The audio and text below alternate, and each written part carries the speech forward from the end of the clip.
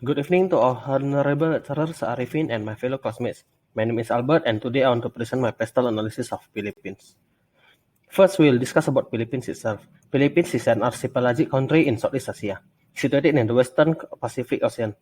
Philippines consists of about 7,640 islands. The capital city of Philippines is Manila. Philippines is categorized as maritime Southeast Asia because its population predominantly belong to Austronesian groups. The reason why I'm choosing Philippines for my pastel analysis are the first, Philippines are number 8 in the world and number 2 in the ASEAN below Indonesia as per country in terms of number of islands. Second, based on the history, Philippines is the most developed country after World War II and then getting lower and lower year by year. This means that we can learn something from this to avoid the failure. And the third is Philippines is the 13th rank in the world in terms of human population. This means that the market here there is great. And business potential and current industry. From the amount of 112 million population in the country, there are 80 million or 72.1% internet users in Philippines as of January 2021. Because the number of internet users is quite large, it will be possible for an entrepreneur to open a new business related to the sector. One example is online business. As you know, in this industrial revolution, the basic principle is to combine machines, workflows, and systems by implementing an intelligent network along the production chain and process. Change and new business opportunities are driven by the development of internet usage. The current key industry in Philippines is manufacturing and agribusiness. Within manufacturing, mining and mineral processing, pharmaceuticals, shipbuilding, electronic, and semiconductor are focus areas. The Philippines is one of the most attractive pharmaceutical market in the Asia-Pacific region. The agribusiness is mainly composed of processed fruit and vegetables, seaweeds, tropical fruit pures and juices, fresh tropical fruits, mango seed oil, sugar plantation, and etc. And importance of analyze the business environment and business opportunity in Philippines. By conducting a business analysis in the country, we can find out who will be the interest in the product, how often they will buy, and what the most expect from our product. The more innovation we provide that are suitable for the country, the greater our chance to doing business success. It will help us determine the size of the market and add aspect that will encourage customer to buy. The price of the product or service that we offer can be adjusted according to the target customer. Now we will go to the pastel analysis of the Philippines. This detailed pastel analysis of the Philippines aims to examine the political, economic, social, technological, environmental, and leisure factors that shape the Philippines today. Political factor. The political environment is relatively stable. However, nepotism, controversial anti-drug campaigns, and extrajudicial killings of suspects in the Philippines has drawn a lot of local and international criticism. Though the government has launched war, corruption remains the major problem in the country. Economic factor. The Philippines is the 38th largest economy in the world. Its GDP in 2019 was worth 398.33 billion. The Philippines' top trading partners are China, Hong Kong, the United States, Japan, Germany, South Korea, and Thailand. The Philippines is a very good country to invest because of the low business setup cost, strategic location, and the availability of top-notch workforce. FDI of the country was worth $1 billion in 2021. As of December 2020, the corporate tax rate in the Philippines is 30% for both resident and non-resident corporations, charged against their net income. The individual tax rate varies from 5% to 32% depending on the income generated both in the country and abroad. Social factor. Filipinos are generally very friendly, hospitable, helpful, and optimistic people. Many of them do their best and go extra miles in making visitors feel almost like VIP. No wonder why many tourists visit this country time and again. An educated, trainable, and English-speaking workforce has made it easy for foreign companies to run their operation in the Philippines. However, the country is not without some social challenges like corruption, poverty, drug abuse, extrajudicial killings, and lack of job opportunities, etc. Technology factor. The Philippines has made rapid progress over the year in terms of technology and innovation. Its IT spending is projected to reach $8.1 billion by 2023. The use of smartphone and social media has permeated every socio-income class in the Philippines. Educational organizations have blended traditional learning methods with technologies to increase the digital literacy of the average Filipino.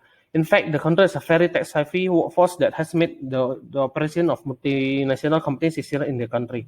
However, many analysts argue that the government should invest more on advanced science, technology, engineering, and mathematics education. Legal factor. The Constitution of 1987 is the main source of law. The Labor Code of the Philippines in 1974 governs the employment practices and labor relations in the country. It provides guidance on employment issues such as hiring, firing, holiday pay, retirement pay, working hours, overtime, collective bargaining, etc. Environmental factor. More than 7,640 islands, stunning beaches, water park, water mall, hotels, and many other attractions mesmerize tourists in the Philippines. However, the country is constantly faced with some environmental challenges. For instance, it's prone of earthquake, typhoons, and volcanic eruption. It loses around 6.4 billion US dollar each year due to natural disaster, and 20 typhoons on average hit it every year. Other environmental challenges to mention are air and water pollution, illegal mining, deforestation, coastal erosion, and loss of biodiversity. Sector of business industry that might be sustainable in the Philippines. According to the pestle analysis above, we can conclude that there is potential for the honest business industry to be successful in the Philippines, or in the modern way, we call it as a e-commerce. As we know, in this modern era, people tend to prefer activities that are practical, easy, efficient, and fast. E-commerce is providing fast delivery of goods with minimal effort on the part of the customer. Customer complaints are also handled quickly. It also saves time and effort for both customer and the company. The other benefit of e-commerce is the convenience it offers. The customer can shop 24/7 away. The website is functional all the time. It doesn't have business hours like general store. E-commerce allows customers and businesses to connect directly without intermediaries. This allows for fast communication and transaction, which provide a valuable personal touch. This industrial sector has great opportunity to grow in Philippines because of the relatively large number of internet users, around 72% of the population. E-commerce also lower the cost because of the operational cost of online shop is lower compared to the offline shop because of lower employee salaries, building rent, and electricity costs. E-commerce also gives sellers a global reach. People in Philippines can sell and buy goods from overseas, not only Philippines people itself. This means that no barrier of place for this business. Besides that, if we see from the political factor of Philippines, corruption is the major problem there. And because of that, e-commerce business is one of the solutions because all the transaction is recorded online so that the transaction itself become more transparent. Because of this, the corruption chance is lower. And with this economic power of Philippines and the geographic structure itself, e-commerce is one of the most suitable business sector there because they have the buying power and the location is separated by so many islands. As we see from the pestle analysis above, Philippines technological factor strongly supported the opening of new business related to this sector. This sector is even supported by the economic factor, which is number 38 in the world. E-commerce industry in the most case can survive not only rely on the strength of the product, but the assistance of a management team, reliable, on-time delivery, good service, good business infrastructure, and network security, and good website design. So that these jobs open quite many jobs in the Philippines.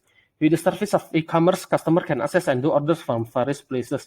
And most importantly, this makes it easier for customers and sellers to carry out transactions in their daily life.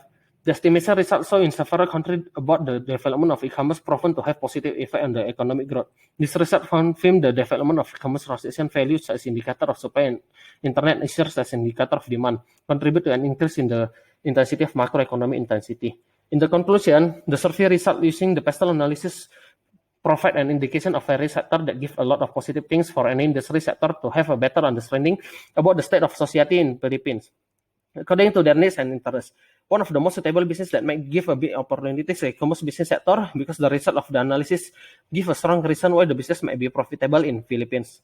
As previously explained, the extent of internet issues will have a big influence in this field, and the capital use is not large compared to other businesses that may require a lot of money.